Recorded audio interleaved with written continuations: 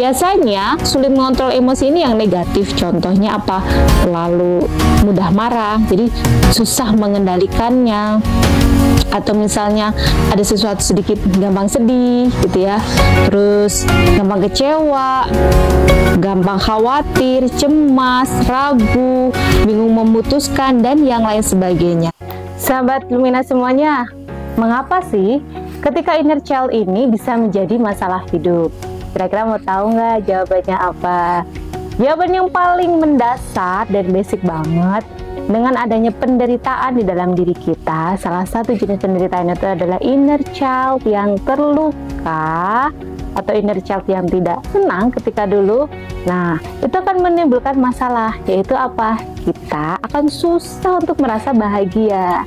Kenapa bisa seperti itu? Karena kita yang orang dewasa mikirnya kan logika dewasa, tetapi perasaannya masih mengikuti perasaan kanak-kanak atau perasaan anak-anak atau kondisi inner child yang tadi sembunyi, yang sangat pinter banget sembunyi.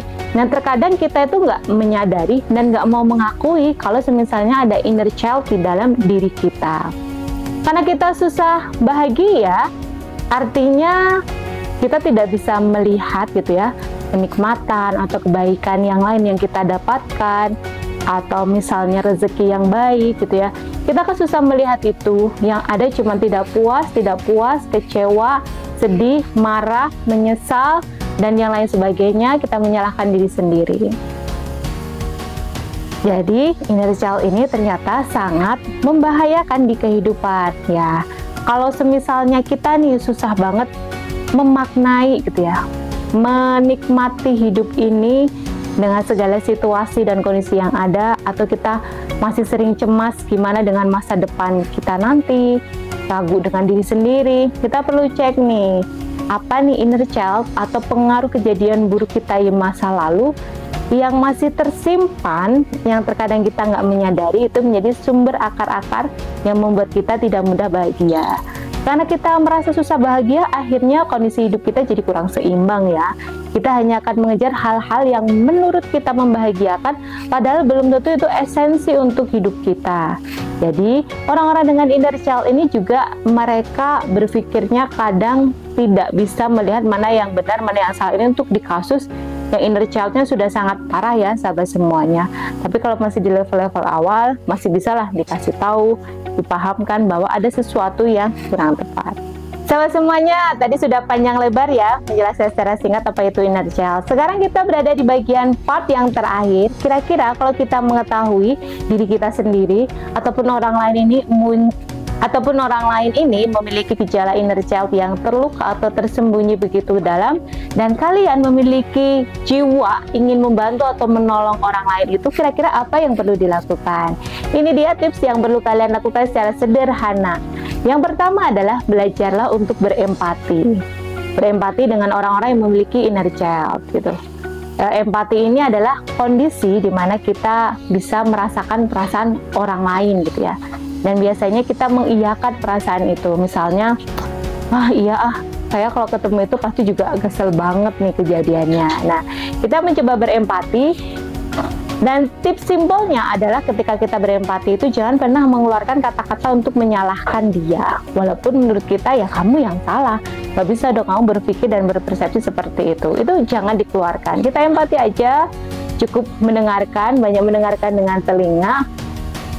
Kalau baru diminta saran, berikan saran. Kalau nggak, ya cukup dengarkan aja dengan telinga. Walaupun udah gemes, mengajari, tahan dan cukup mendengarkan. Yang kedua, bantu mereka untuk mengidentifikasi atau mengetahui emosi apa yang mereka rasakan.